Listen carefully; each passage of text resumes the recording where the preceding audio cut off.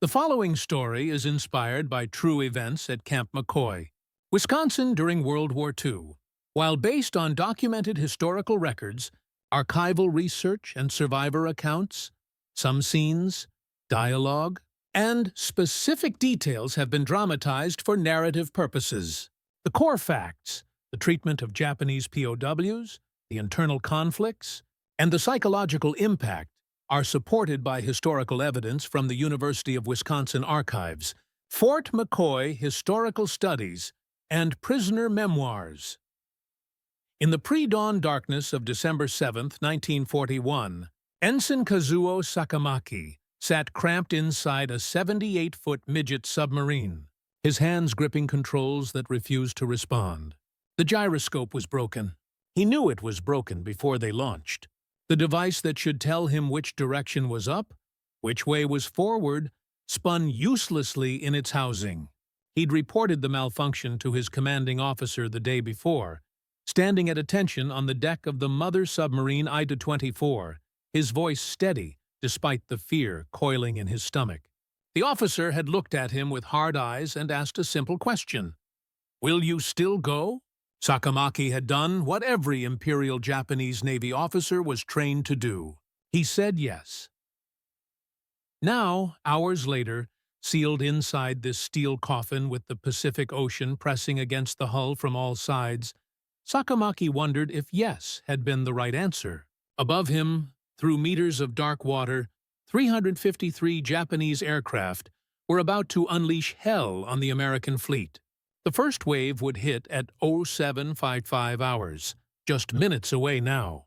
Below the waves, 5 two-man submarines were supposed to slip into Pearl Harbor undetected, wait for the chaos of the air attack, then fire their torpedoes and disappear into the depths. It was a suicide mission. Everyone knew it. They'd been told as much during training in the Bay of Mitsukue on the Sada Peninsula. 9 of the 10 submariners would die today. Sakamaki would become something far more complicated than a corpse.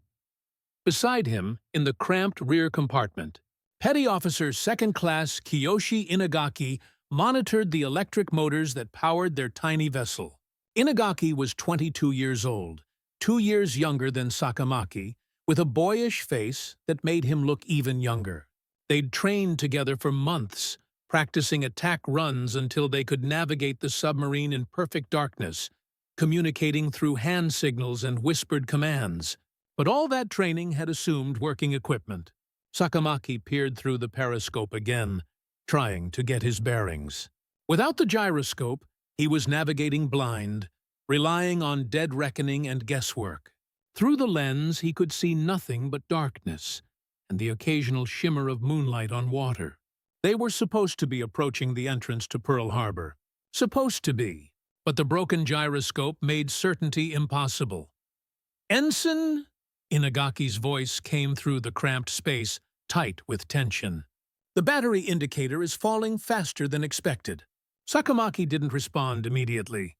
He was too focused on the periscope, scanning for landmarks, for anything that would tell him where they were. The submarine lurched suddenly, throwing both men against the steel walls. Metal screamed against rock. "Coral reef!" Sakamaki shouted, spinning the depth control wheel. But without a functioning gyroscope, he couldn't tell if they were diving or surfacing, tilting left or right. The sub hit again, harder this time. The sound of metal grinding against coral filled the small chamber. Through the periscope, Sakamaki caught a glimpse of shallow water, sunlight filtering through. They'd surfaced in the wrong place, at the wrong time, in full view of anyone watching. Then he saw it. The silhouette of an American destroyer, USS Helm. Later, Sakamaki would learn its name.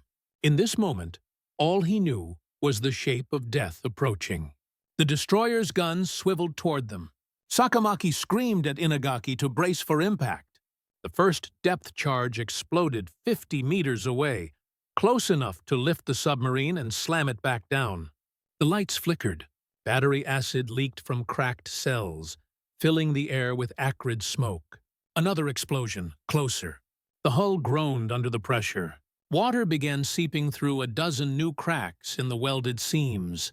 "We have to dive," Inagaki shouted. Sakamaki was already spinning wheels, pulling levers, fighting to force the damaged submarine deeper. But the rudder was jammed. The motors were failing. They were sitting ducks for the next several hours, hours that felt like years. Sakamaki fought to control the crippled submarine. They nearly made it into Pearl Harbor twice, only to be pushed back by the current and their damaged equipment. Each time they surfaced to get their bearings, they risked being spotted again. Each time they dove, they risked the damaged hull imploding under pressure.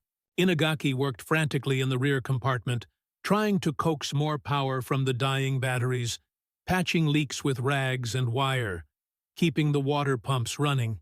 Through it all, they could hear the distant thunder of the air attack above them. Bombs falling, torpedoes running, the crackle of anti-aircraft fire. The war was happening without them. By midday, Sakamaki knew they'd failed. Failed to enter the harbor. Failed to fire their torpedoes. Failed to strike a blow for the Empire. They'd become a footnote to the attack. A malfunctioning piece of equipment drifting uselessly while history unfolded above. The shame of it burned worse than the battery acid fumes. They tried to reach the rendezvous point near Lanai Island, where the mother submarine I-24 would pick up any survivors. But they didn't have the power. They were drifting now, taking on water faster than they could pump it out, the electric motors grinding to a halt. As darkness fell on December 7, 1941, a day that would live in infamy for both nations, Sakamaki made his final decision. If they couldn't complete the mission, they could at least deny the Americans their prize. He grabbed the self-destruct charge, a small explosive designed to scuttle the submarine and send it to the bottom with its secrets intact. His hands shook as he tried to set the timer. The mechanism was jammed, damaged in the depth charge attack. He tried again. Again! Frustration turned to panic. The submarine was their technology, their tactics, their plans. All of it would fall into enemy hands if he couldn't destroy it. "Abandon ship," he finally ordered Inagaki. "We'll swim for shore. If we can reach land, we can—" Another explosion cut him off, though this one was distant. The second wave of the air attack was underway. The submarine broke free of whatever had been holding it, but the rudder was gone. They were completely adrift. "Sir," Inagaki said quietly, "I can't swim very well." Sakamaki looked at his crewman, this boy who'd followed him into certain death without hesitation, and felt the weight of command settle on his shoulders like a physical thing. "We'll swim together," Sakamaki lied. "I won't leave you." He lit the fuse on the self-destruct charge one final time. It had to work. Abandon ship. Now. Both men dove into the water. The Pacific was warmer than Sakamaki expected, almost pleasant. He looked back at the submarine, waiting for the explosion that would send their failure to the depths. Nothing. The fuse had failed again. In the dark water, Sakamaki searched for Inagaki, called his name, listened for a response. Only silence and the sound of waves. Kiyoshi Inagaki would be found 3 days later, his body washed up on the beach, mangled beyond recognition. The other 8 submariners from the other 4 midget submarines were already dead. Sakamaki was alone. He swam.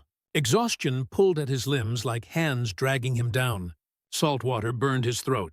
His lungs screamed for air. But worse than the physical pain was the shame. He had failed. Failed his mission. Failed his crewmen. Failed his emperor. The teachings of Bushido were clear. Death before dishonor. He should have gone down with his submarine. Should have died fighting. Should have done anything except what he was doing now. Swimming toward shore. Toward survival. Toward a life he no longer had any right to live. When Kazuo Sakamaki washed up unconscious on Waimanalo Beach, on the morning of December 8, 1941, he didn't know that a U.S. Army soldier named David Akui had found him. Akui, a Hawaiian National Guardsman of Japanese descent, stood over the unconscious enemy combatant with his rifle raised, calling for his commanding officer. Behind him, the sky still smoked from the attack. The Pacific Fleet lay in ruins. Oil burned on the water. 403 Americans were dead. 178 were wounded. The United States had just been pulled into World War II. And here, on this beach, lay prisoner of war number 1. Sakamaki would later say that the moment he opened his eyes and saw that American rifle pointed at his chest was the moment he died.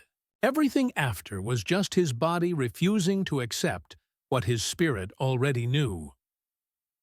3 months later, Sakamaki stepped off a train into Wisconsin winter, the first Japanese prisoner of war to arrive at Camp McCoy.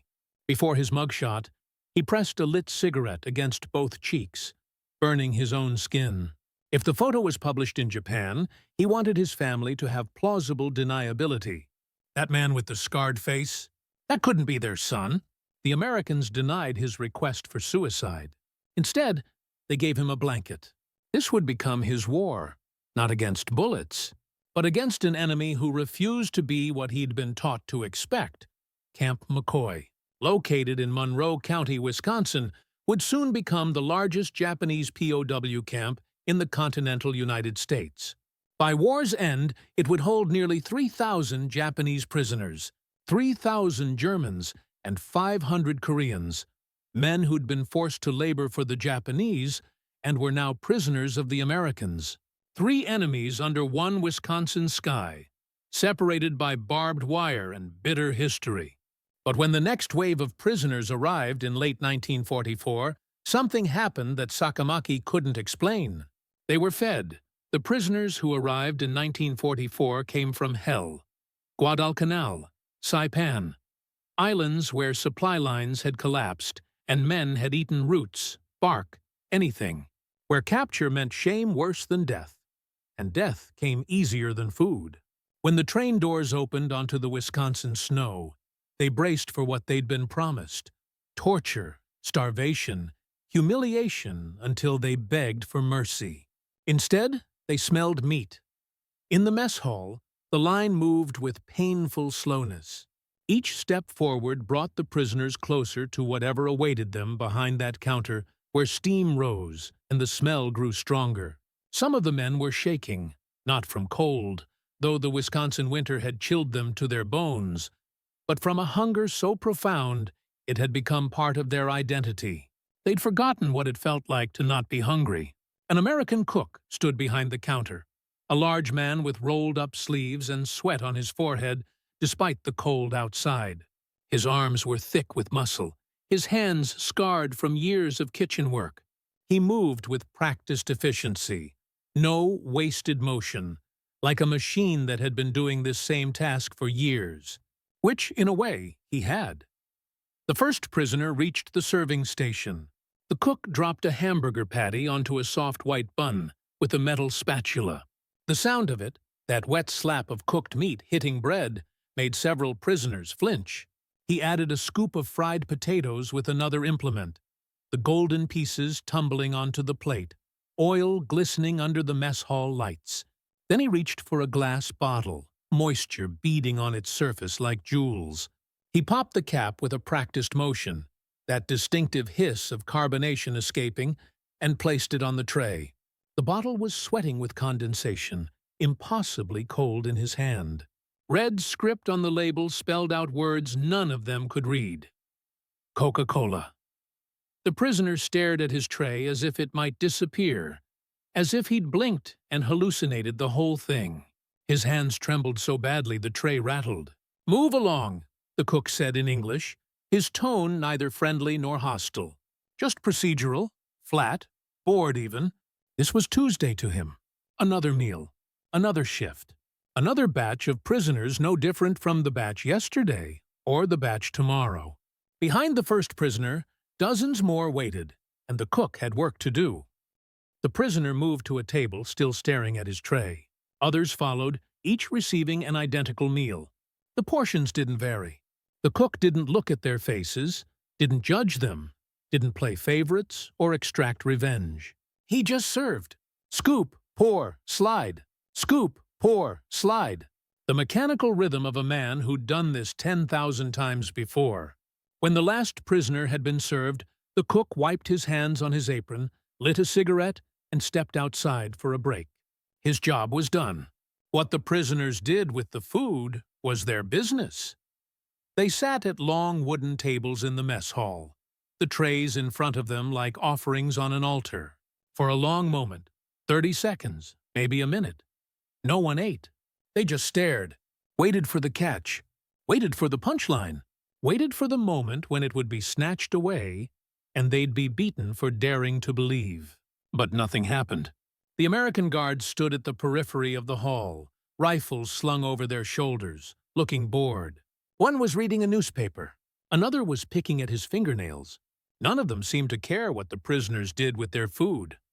Finally, one prisoner, a thin man whose ribs showed through his prison uniform, picked up the hamburger with both hands. The bun was impossibly soft compared to the hard crackers that had been their staple when rations existed at all. It gave under his fingers like a pillow, like something precious that might bruise if handled too roughly. He brought it to his nose first, not ready to taste yet, just to smell. The cooked beef, the slight char on the edges where it had touched the grill. Something else he couldn't identify. It was American cheese, though he'd never tasted such a thing, never even heard of it. The smell alone made saliva flood his mouth so fast he had to swallow. He bit down. Grease and juice ran down his chin immediately. He hadn't expected it to be so wet, so rich. The meat was hot, impossibly hot, as if it had just come off the grill seconds ago. The fat content was staggering. Back home, even before the war, meat this fatty would have been expensive, reserved for special occasions. Here it was standard issue. Prison food. The taste exploded across his tongue. Salt, smoke, the deep umami of beef, the slight sweetness of the bun, that mysterious creamy element from the cheese. It was too much, too overwhelming, too real. The prisoner froze mid-chew. His eyes watered. Tears built up so fast they spilled over before he could blink them away. He tried to swallow but couldn't. The bite sat in his mouth. This impossible thing, this piece of food that represented everything he'd been told, was a lie. America was supposed to be weak, starving, on the brink of collapse. That's what the propaganda had said. That's what the officers had told them. Fight hard now, push the Americans back, and they'll crumble because they're soft, undisciplined, already running out of food and supplies. But if that was true, how could they afford to feed prisoners hamburgers? Real beef with cheese? With fresh bread? He forced himself to swallow, took another bite, and another. His hands shook so badly he could barely hold the burger. Grease dripped onto the tray, onto his fingers, onto the table. He didn't care. He couldn't stop. His body took over, animal instinct overriding thought. Bite, chew, swallow. Bite, chew, swallow. The rhythm of survival. At the next table, another prisoner had picked up the strange bottle. He'd never seen carbonated soda before. The bubbles rising through the dark liquid seemed alive, almost threatening, like the drink itself was boiling. He brought it cautiously to his lips, half expecting poison. The first sip shocked him. Sweetness hit first. More sugar than he'd tasted in years. Maybe more sugar than he'd ever tasted in a single mouthful. It was almost painful, the way it coated his teeth and tongue. Then the carbonation fizzed and burned in his throat, making him cough and sputter. He pulled the bottle away, eyes wide, not sure if he'd just been poisoned or blessed. But the sweetness lingered on his tongue, calling him back. He took another sip, slower this time, ready for the fizz. Then another. His face twisted through a series of expressions. Confusion, surprise, something that might have been joy or might have been grief. It was hard to tell which. Around the mess hall, the scenes repeated with slight variations. Some men ate too fast and vomited, their stomachs too shrunken to handle the sudden influx of rich food. They bent over their trays, retching, crying, trying to eat more even as their bodies rejected it. Others ate methodically, trying to maintain discipline, trying not to let the pleasure of food undermine their dignity as soldiers of the empire. But halfway through the meal, Many of these men had to stop, hands shaking, unable to continue the pretense that this was just food, just sustenance, just fuel for the body. One older prisoner, a sergeant with gray in his hair, placed both hands flat on the table, staring down at his half-eaten hamburger. The potatoes had gone cold while he'd been trying to process what he was experiencing. A younger prisoner next to him asked, "Sergeant, are you all right?" The sergeant's voice came out barely above a whisper. I had forgotten what it felt like. To be full, not just to eat, but to be full. To have your stomach stop hurting. To feel satisfied. I had forgotten that was possible. The younger prisoner nodded slowly, understanding exactly what he meant. They'd lived with hunger for so long it had become normal. The absence of hunger now felt wrong, almost frightening. Across the mess hall, one prisoner laughed. It started as a small sound, almost a hiccup. But then it grew. A high, uncontrolled laugh that startled his neighbors and drew looks from the guards. He laughed until tears streamed down his face, until he couldn't catch his breath, until he couldn't tell if he was laughing or crying, or doing both at once. When he finally stopped, gasping for air, his neighbor asked him what was funny. "Nothing," the man replied, wiping his eyes. "Everything. I don't know. We came here to die, and they're feeding us hamburgers. It's insane, completely insane, and I don't know what to do with that." The American guards watched from the periphery, rifles slung over shoulders, faces neutral. They'd seen this reaction before from the prisoners who'd arrived in previous weeks and months. To them, it was sad but unremarkable. These men had been starved, and now they weren't. That was the extent of it. One guard muttered to another, "Think they'll get used to the food?" The second guard shrugged. "Eventually, or they won't. Either way, it's not our problem. Our job is to make sure they don't riot and don't escape. What they do with their feelings is up to them." When the meal was finished, every last crumb of bread consumed, every fried potato eaten, the bottles drained to their last drop, the prisoners sat back on their benches. Some rubbed their stomachs, unused to the sensation of fullness. Others stared at their empty trays as if the food might reappear.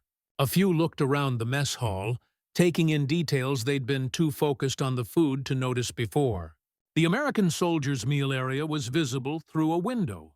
They were eating the exact same food, the exact same hamburgers, the exact same Coca-Cola, the exact same portions. This wasn't special treatment. This wasn't propaganda. This was just Tuesday for them. That realization landed heavier than the food in their stomachs. If Americans ate like this every day, if even their prisoners ate like this, what did that say about the war? About Japan's chances? About everything they'd been told? The questions swirled, but no one voiced them. Not yet, not in front of the guards. But that night, in the barracks, under wool blankets that smelled of soap and felt softer than anything they'd touched in years, the whispered conversations would begin. And those conversations would crack open certainties that had felt unshakable just hours before. One prisoner muttered to another that the Americans wanted to make them weak, to fatten them so they'd forget their cause. His companion replied slowly, "Or they simply eat like this every day." That idea was harder to swallow than the food itself, because if America, while fighting a two-front war, could casually feed prisoners hamburgers and Coca-Cola, what did that mean about the nation they'd been told was crumbling? That night in the barracks, lying under wool blankets that smelled nothing like the mildewed rags from the Pacific, the prisoners faced a question more terrifying than any bullet. What if everything they'd been told was a lie? Each morning began with roll call at 0600 hours. Prisoners lined up outside their barracks in neat formations. The military discipline they'd been trained in remained, even in captivity.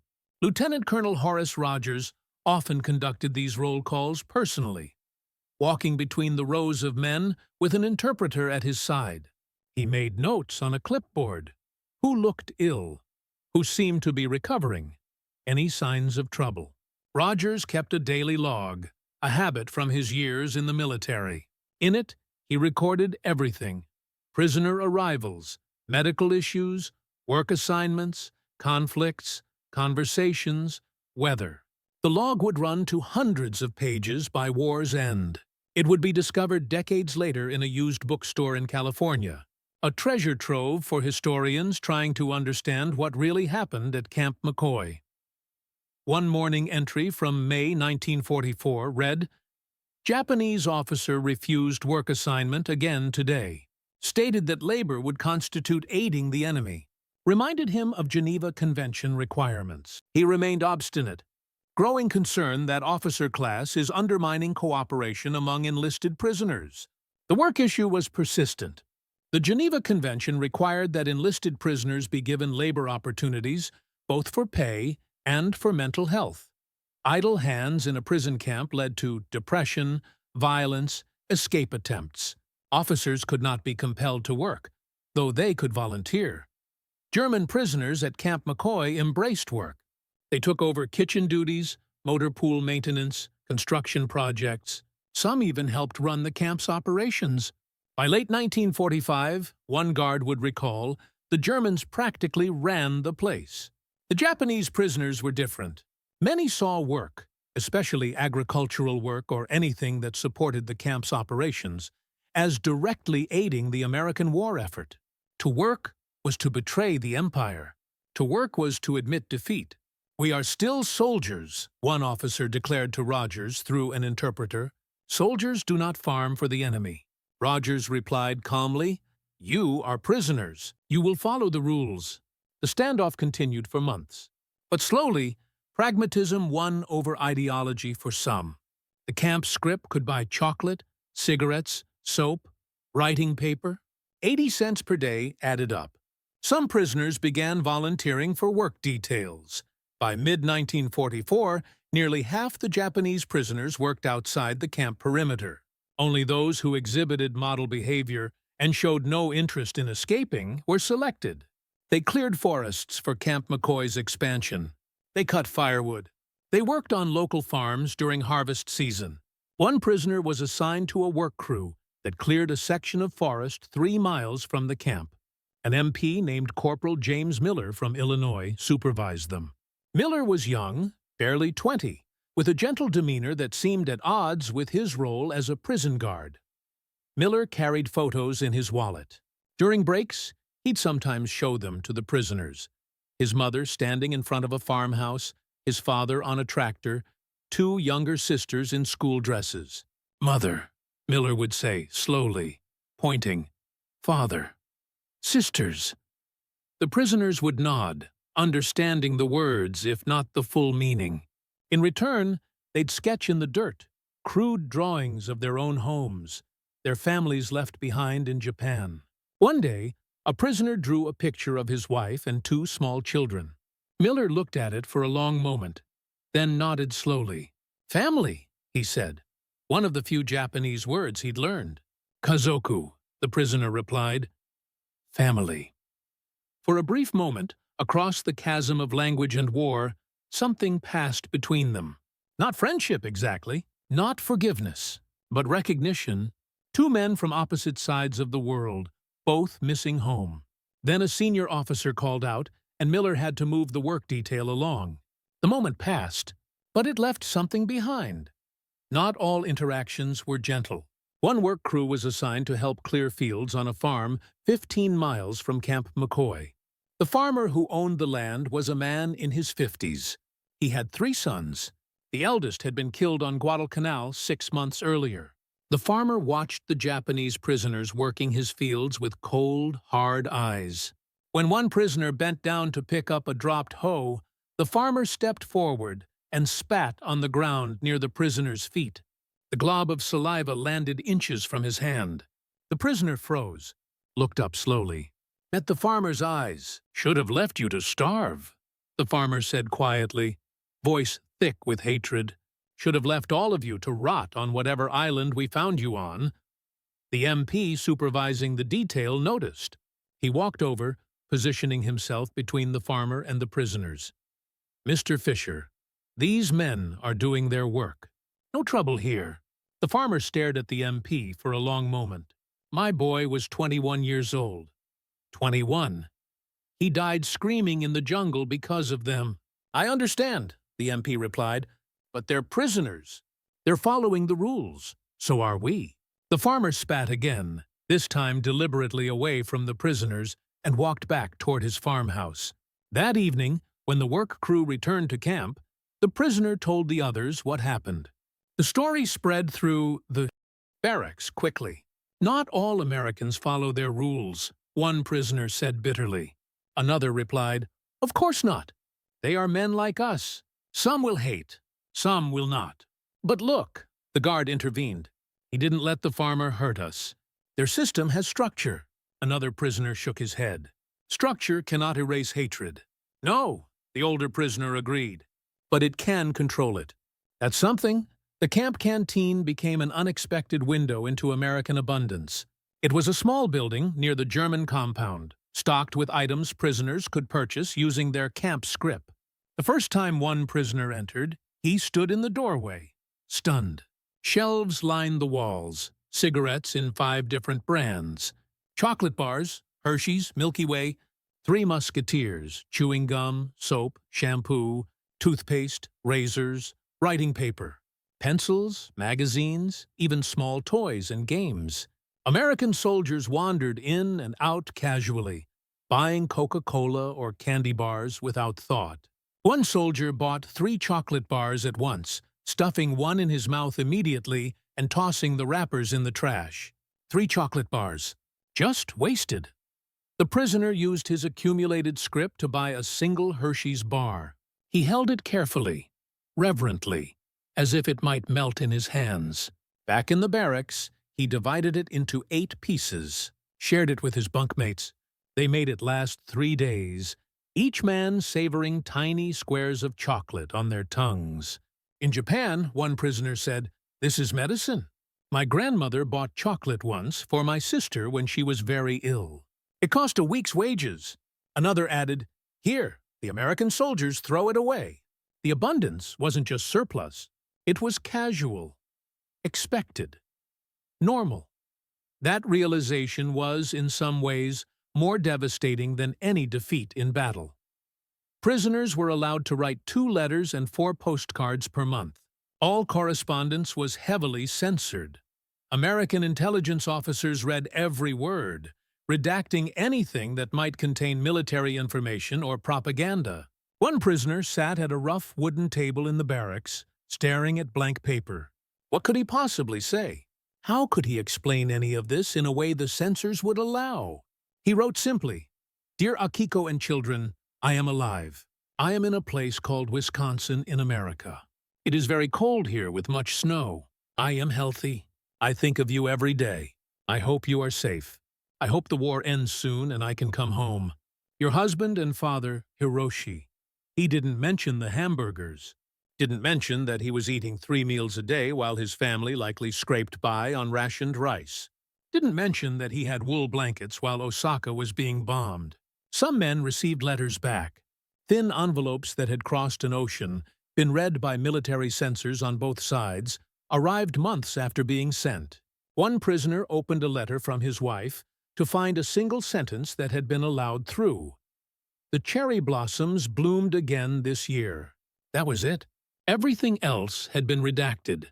Black lines crossing out whatever she'd tried to say about conditions, about their children, about whether she had food, whether the house still stood.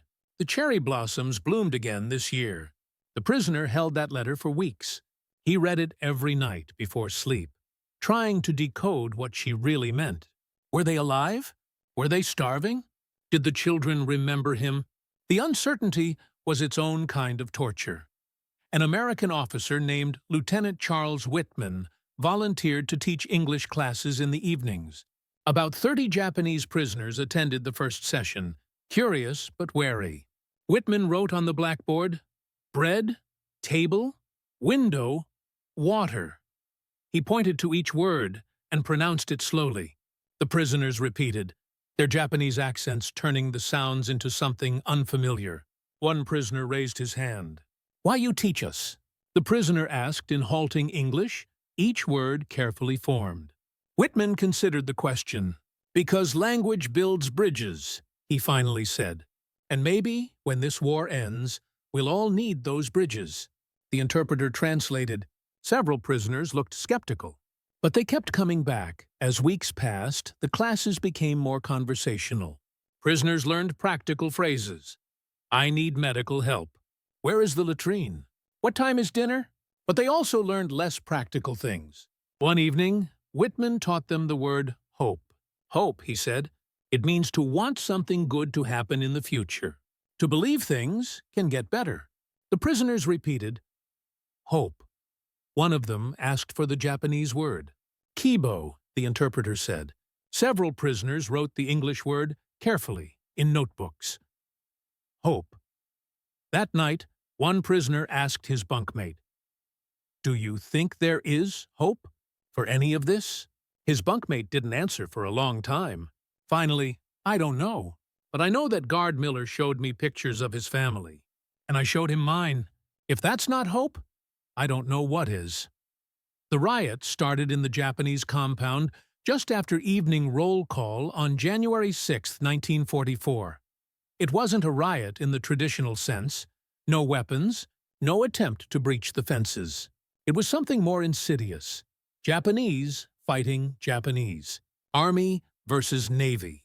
The rivalry that had plagued Imperial Japanese military strategy throughout the war, that had led to catastrophic failures of coordination, to Army and Navy forces literally working at cross purposes in battle, had followed them behind American barbed wire. The immediate cause was petty, a dispute over work assignments. Naval prisoners claimed the Army men were taking easier jobs. Army prisoners countered that the Navy always tried to shirk their duties. Insults escalated, then shoving, then fists. Within minutes, 30 men were involved. Barracks furniture was overturned. Windows shattered. American guards rushed in with riot batons and tear gas canisters.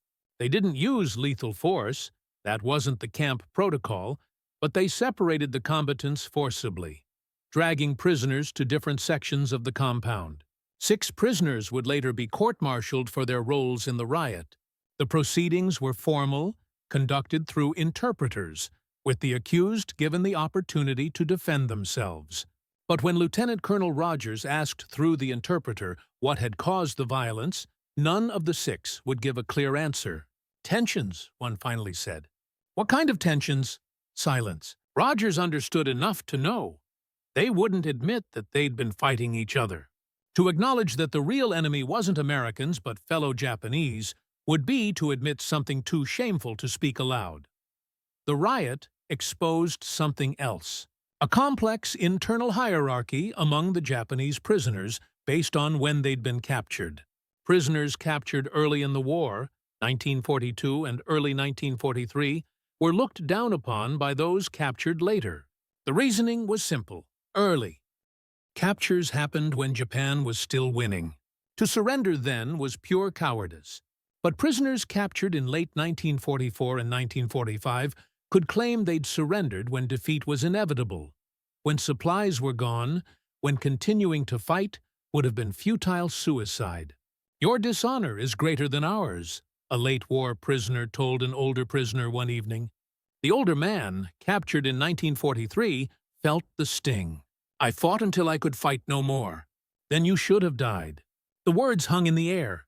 The older prisoner had no response, because by the standards they'd all been trained under, the younger prisoner was right.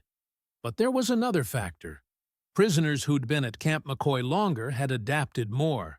They'd learned English words. They interacted with guards more freely. They'd accepted the routines of captivity. The newer prisoners saw this as weakness. Collaboration. One evening, a new arrival confronted a prisoner. "I saw you talking with that American guard, laughing with him. Have you forgotten who we are?" The prisoner felt his face flush. "I have forgotten nothing. But we live here now. We survive here. What would you have me do? Resist, refuse to cooperate, maintain dignity, and starve, freeze, die for what? For pride?" "Yes, for pride. What else do we have left?" The prisoner wanted to argue more but couldn't, because the question was real. What else do we have left? That night, he lay awake, thinking about the war raging somewhere far away, about his family in Osaka, about the hamburgers he'd eaten and the blankets keeping him warm, and the American guard who'd shown him pictures of his family, about whether survival was honor or betrayal. He still didn't have an answer. In a separate compound, 500 Korean prisoners lived under different rules and different tensions. They weren't soldiers of the Japanese Empire by choice. They'd been Korean civilians, farmers, laborers, students, forcibly conscripted to work on Japanese military construction projects throughout the Pacific. When American forces captured the installations where they worked, the Koreans became prisoners too. Technically, they were enemy combatants. Realistically, they were victims caught between empires. The Koreans kept to themselves. They spoke their own language, maintained their own culture, and wanted nothing to do with either the Japanese or German prisoners. One Korean prisoner worked on a detail repairing camp roads. An American officer, trying to understand the complicated nationality issues, asked through an interpreter. "So you were prisoners of the Japanese? And now you're our prisoners?" The Korean replied carefully, "We were slaves of the Japanese. You call us prisoners. The words are different. The condition is similar, but you weren't fighting us." "No. We were building the facilities you bombed." "Does that make us your enemy?" The American officer had no good answer.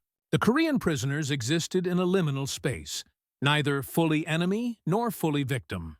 Their stories would later play a significant role in shaping U.S. policy toward Korea in the 1950s. But in 1944, they were simply hundreds of men nobody quite knew what to do with. By 1945, American intelligence had documented dozens of escape attempts from POW camps across the United States. German prisoners tunneled under fences. Italian prisoners bribed guards. Some succeeded temporarily before being recaptured. But from Camp McCoy's Japanese compounds, 0 successful escapes, 0 attempts that even came close. This baffled camp authorities. They'd expected fanatic Japanese soldiers to try anything to break free. Intelligence briefings warned that Bushido culture would drive constant escape efforts. Instead, nothing. The guards speculated. "Maybe they know there's nowhere to go," one suggested. "They're in the middle of Wisconsin. Where would they run?" Another guard disagreed. "I think they're comfortable. As comfortable as prisoners can be, anyway." A third guard, older and more cynical, offered, "Or maybe they've figured out what we knew all along. They're safer here than they'd be anywhere else." But the real reason was more complex. Kazuo Sakamaki, the first prisoner, understood it. In an interview decades later, he would explain what happened at another camp where he'd been held. In the evening, they would remove everyone's shoes. And then they would give us ice cream. Ice cream? I thought, how can I escape without shoes? But also, why would I escape to walk on sticker burrs when there is ice cream here? It was darkly comic, but profoundly true. The Americans had figured out that comfort was a more effective prison than barbed wire. Remove shoes. Add ice cream. The result wasn't revolt, but a kind of cognitive paralysis. Because to escape required believing you were worse off inside than outside. And how could you believe that when you were eating 3 meals a day while your family starved? When Americans healed your wounds instead of inflicting them? When Buddhist ceremonies continued with YMCA-provided incense? The barbed wire was real. The guard towers were real. The rifles were real. But the most effective prison was psychological. The impossible contradiction of being treated humanely by your enemy.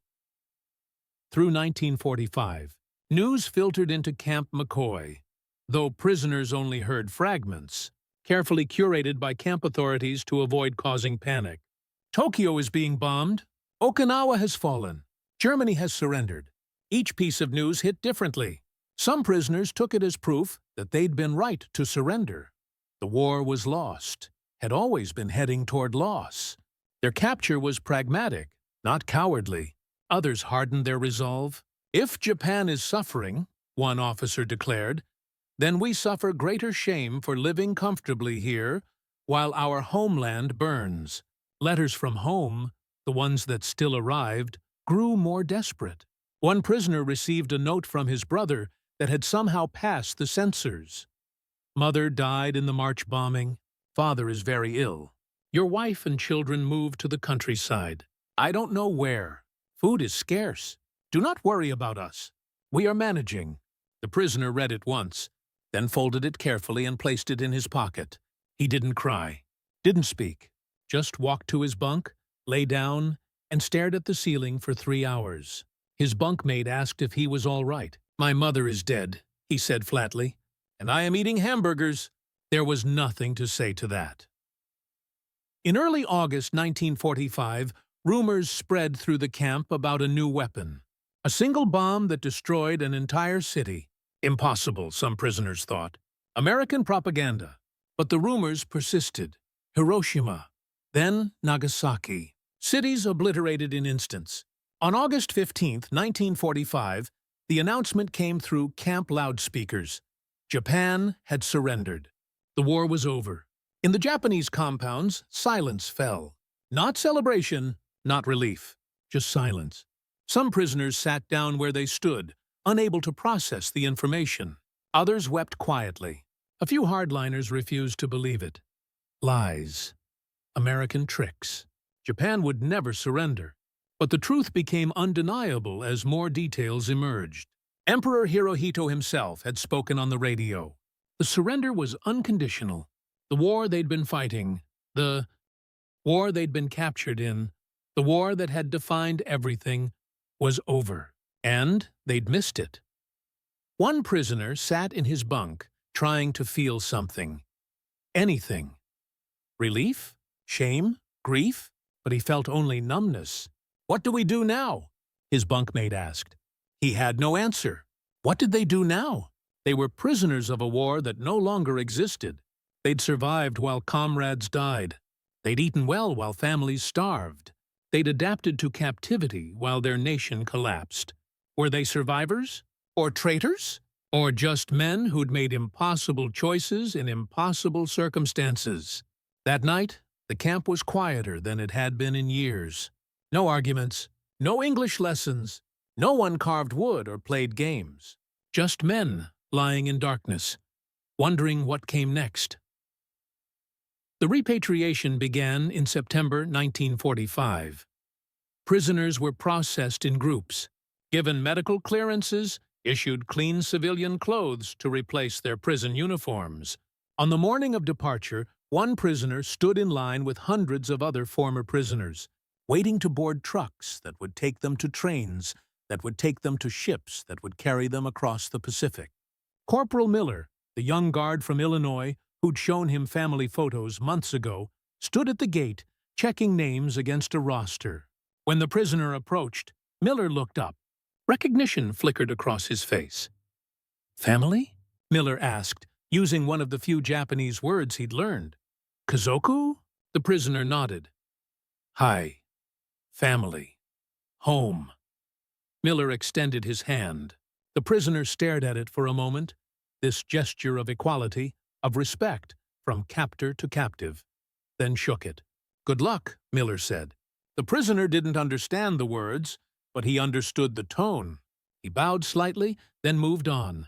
As the trucks pulled away from Camp McCoy, many prisoners looked back one final time. The barracks where they'd slept. The mess hall where they'd tasted their first hamburger. The guard towers that had watched them for years. It wasn't fondness they felt, but it was something. Confusion. Disorientation. A sense that they were leaving one kind of unreality and heading toward another. The journey home took weeks. Thousands of Japanese prisoners from camps across America were loaded onto transport ships and sent back to a homeland most hadn't seen in years. On the ship, one prisoner found himself in close quarters with prisoners from other camps. They swapped stories in low voices, comparing experiences. One man from a camp in Texas described similar treatment, adequate food, Geneva Convention standards, even work opportunities. Another from a camp in Colorado described harsher conditions, guards who took liberties, poorer food, more restrictions. But still, he admitted, better than the islands. They all agreed on one thing. Explaining this to people back home would be impossible. "What will you tell your family?" one prisoner asked another one evening as they stood on deck, watching the dark Pacific roll past. "I don't know." "The truth?" "Which truth? That we ate 3 meals a day while they starved? That we had warm beds while they were bombed? That our enemy treated us better than our own nation could?" The first prisoner had no answer. One prisoner suggested, "We could say conditions were harsh, that we suffered greatly." "It's not entirely a lie," another shook his head. "But it's not the truth either. And they'll know. Somehow, they'll know." When the ship reached Japan in late 1945, the men who disembarked found a country they barely recognized. The ports were damaged. Bomb craters, collapsed buildings, makeshift repairs everywhere. The people who greeted them were thin, haggard, wearing clothes that were patched and repatched. One prisoner's wife was there. He recognized her face, but almost didn't recognize her body. She'd lost so much weight. Their 2 children clung to her legs, staring at this stranger their mother claimed was their father. They didn't remember him. He'd been gone too long. The reunion was awkward, painful. His wife wept, but there was something else in her tears. Relief mixed with resentment, gratitude mixed with anger. "You look well," she finally said, the words sharp. The prisoner understood immediately. He'd survived. He'd been fed. He probably weighed more now than when he'd left Japan. She and the children had eaten grass, bark, whatever they could forage. "Akiko, No, not here. Not now." They gathered his small bundle of possessions, the wooden carving he'd made, a few letters, nothing more, and began the long journey back to what remained of their home. Along the way, people stared at the returning prisoners, some with pity, others with contempt. An old man spat as they passed. "Cowards," he muttered. The prisoner kept his eyes forward, kept walking. In the weeks that followed, the prisoner tried to rebuild his life in post-war Japan. Their home had been partially destroyed in the bombings. One wall collapsed, the roof damaged, but it was still standing. Better than many. He found work in reconstruction, helping rebuild Osaka alongside thousands of other men. The wages were minimal. Food was scarce. The American occupation was everywhere. GIs walking the streets, occupation authorities making new rules, Japan's entire power structure upended. But the hardest part wasn't the physical hardship. It was the looks, the whispers. He was a prisoner. He surrendered. He lived while better men died. One evening, a letter arrived. No return address? When the prisoner opened it, a single sheet of paper fell out. "You should have died with honor. Every day you continue to live is an insult to those who fell. Do what you should have done 3 years ago. End your shame." The letter was unsigned. Could have been from anyone. A neighbor, a stranger, someone who'd lost family in the war and needed someone to blame. The prisoner read it once, then folded it carefully and placed it in a box with similar letters. There were 3 others already there. That night, his wife found him sitting alone in the dark. "Another letter?" she asked quietly. He nodded. "What will you do?" "Nothing. I will do nothing. Because I am tired of fighting. Because I survived. Because I have children. Because I don't know anymore." His wife sat beside him. After a long silence, she spoke. "When you were gone, I prayed every day that you would live, that you would come home, and you did. So whatever else happened, whatever they say, I am glad you lived." It was the first warm thing she'd said since his return. The prisoner felt something break inside him. He wept, not for the war, not for the shame, but for this small mercy, that his wife was glad he'd lived. It was enough. It had to be enough. Kazuo Sakamaki, the first prisoner, faced worse. His family had been told he was missing, presumed dead. When he returned, they'd already held a funeral service. His name was on the memorial at the local shrine with the other war dead. Now he was alive, a ghost made flesh, a living reminder of shame. The hate mail was constant. Some demanded ritual suicide. Others accused him of betraying the 9 other submariners who died at Pearl Harbor. The families of those dead men, celebrated as war heroes, viewed Sakamaki as a living insult to their loved ones' sacrifice. Sakamaki joined Toyota Motor Corporation in 1946.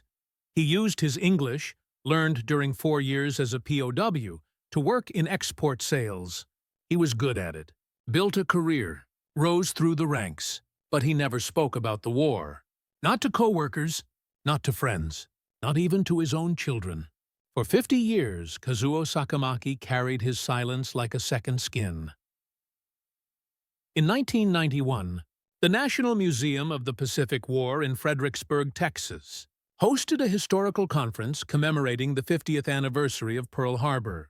The museum had recently acquired something remarkable: HA-19, the midget submarine that Sakamaki had commanded on December 7, 1941. After being captured, the submarine had been paraded across America during the war, used to sell war bonds. Presidents had posed with it. Then it was crated, forgotten, stored in Florida for decades. Now it was being displayed again, and the museum invited Kazuo Sakamaki, now 72 years old, to attend. It took months of negotiation. Sakamaki initially refused, then reconsidered. His children encouraged him. "Father, it's been 50 years. Maybe it's time." He flew to Texas. Dr. Jerry Kelly, a retired Navy Rear Admiral and museum board member, picked him up from the airport. They drove to the museum in near silence. Sakamaki stared out the window at the Texas landscape. So different from Japan, so different from Wisconsin, so different from everywhere he'd been. When they arrived at the museum, Kelly walked him through the halls, past displays of aircraft, weapons, photographs from the war. Then they turned a corner, and there it was. His submarine, K-19, the vessel that was supposed to be his grave. 50 years later, preserved, on display. Kazuo Sakamaki stood before the submarine and wept. Not quietly, not politely. He wept the way a man weeps when 50 years of silence finally breaks. Museum visitors watched uncomfortably. Some guards moved closer, unsure what to do. But Kelly gently waved them off. "Let him," Kelly said quietly. "He's earned it." For 20 minutes, Sakamaki stood there, sometimes touching the submarine's hull, sometimes just staring, sometimes crying so hard he had to sit down. When he finally composed himself, he asked Kelly through an interpreter if he could speak at the conference. It would be the first time in 50 years that he'd spoken publicly about the war. The next day, Kazuo Sakamaki stood at a podium in front of historians, veterans, museum visitors, and press. An interpreter stood beside him. He spoke in Japanese. The interpreter translated. "My name is Kazuo Sakamaki. I was the commander of midget submarine HA-19. I was the first Japanese prisoner of war, captured by American forces in World War II. I am prisoner number 1. For 50 years, I have not spoken about what happened, not because I forgot, but because I could not find words that made sense. I failed my mission. I failed my crewmen, who died while I lived. I failed my nation, which surrendered while I sat in an American prisoner camp, eating hamburgers and learning English. When I returned to Japan in 1946, I received letters telling me to kill myself, to erase the shame of my survival. I considered it many times, but I chose to live. Not because I deserved to live, but because I was too tired to die. I worked for Toyota. I married. I had children. I built a life on top of my shame, hoping that if I never spoke about it, I could forget it. But you cannot forget. The shame is always there. It sits in your chest like a stone. Today, I saw my submarine again, the vessel I failed to sink, the vessel I failed to die in. And I realized something. All these years, I have been a prisoner, not of America, not of war, but of my own shame. I do not ask for forgiveness. I do not deserve it. But I wanted you to know, I remember. I remember my crewman Kiyoshi Inagaki, who drowned while I lived. I remember the 9 other submariners who died that day. I remember every Japanese soldier who died with honor while I surrendered. And I remember the Americans who treated me with humanity when I expected cruelty. That is harder to carry. Cruelty you can fight. Kindness you must remember. I am 81 years old now. I do not know how much time I have left, but I wanted to say these words before I die. I am sorry. To my crewman, to my nation, to everyone I failed. And thank you to the Americans who let me live, even when I begged to die. That is all I have to say. The audience gave him a standing ovation, not for his failure, not for his success, but for his honesty. After the conference, Sakamaki spent several days in Texas with Dr. Kelly. They sat in Kelly's backyard dojo, a meditation space, drinking sake and talking. "Do you regret it?" Kelly asked. "Surviving?" Sakamaki considered the question for a long time. "Yes," he finally said, "and no. I regret failing. I regret the shame. But I do not regret my life. I do not regret my children. I do not regret this moment here, finally speaking. What do you want people to know?" Another long pause. "That war makes prisoners of everyone. Some behind barbed wire, some behind shame, some behind silence. And the hardest enemy to defeat is not the one across the battlefield. It is the one inside your own mind." Before leaving Texas, Sakamaki asked Kelly if they could visit one of his old POW camps. He'd been transferred several times during his captivity. Camp McCoy, then several camps in Texas. They drove to Kennedy, a small town southeast of San Antonio, where one of the camps had been located. The camp itself was long gone, demolished after the war, the land reclaimed for other purposes. But Sakamaki walked the area anyway, trying to remember, trying to find something familiar. Then he saw it, an old water pump in someone's backyard. The yard belonged to the town mayor now, but Sakamaki recognized the pump immediately. "I remember this," he said quietly. "We would drink here in the evenings. The water was very cold. I remember thinking, even the water tastes different in America." They stood there for several minutes, an old man staring at a water pump, remembering decades-old water, remembering a war that had ended half a century ago, but still lived inside him. On their last day together, Sakamaki asked to see the Alamo, the famous Texas shrine to a last stand, a famous defeat that somehow became a victory in American mythology. Kelly drove him downtown. They approached the shrine with a camera crew in tow. A documentary filmmaker was following Sakamaki's visit. But their unannounced appearance at the Alamo, an elderly Japanese man, a documentary crew, someone explaining he was a former enemy. Combatant visiting an American historical site. Alarmed security. Police officers came running, hands on their pistols. "Step away from the shrine," one officer shouted. "Hands where we can see them." Kelly stepped forward quickly, hands raised. "He's a guest." "A historical guest." "He's not." The confusion took several minutes to sort out. Credentials were checked, explanations made, apologies offered. Afterward, sitting in Kelly's car, Sakamaki laughed. A real laugh, the first Kelly had heard from him. "What's funny?" Kelly asked. "I have been many things," Sakamaki replied in careful English. "Enemy combatant, prisoner, shame to my nation. But never before have I been considered a threat to the Alamo. That is, what is the word? Ironic?" "Ironic," Kelly agreed. They both laughed then, and for a moment, 50 years of weight seemed a little lighter. Kazuo Sakamaki returned to Japan after his Texas trip. He continued working for Toyota until his retirement in 1987. He made several return trips to Texas over the years, staying at Kelly's house, sitting in the backyard dojo, talking about war and peace and everything in between. He died on November 29, 1999. At the age of 81, his submarine, HA-19, remains on display at the National Museum of the Pacific War in Fredericksburg, Texas. A rusted testament to a failed mission, a survived war, and a 50-year silence finally broken. The story of Camp McCoy isn't simple. It never was. It's not a tale of American virtue conquering Japanese fanaticism. It's not a story of POWs who were easily won over by hamburgers and kindness. It's not even a story with clear heroes and villains. It's messier than that. More human. The historical record shows that Camp McCoy was the largest Japanese POW camp in the continental United States, holding nearly 3,000 Japanese prisoners, along with thousands of Germans and 500 Koreans by war's end. The camp experienced internal conflicts, a riot on January 6, 1944, between Army and Navy prisoners, work refusals by officers who saw labor as betraying the empire, and a complex hierarchy of shame based on when prisoners were captured.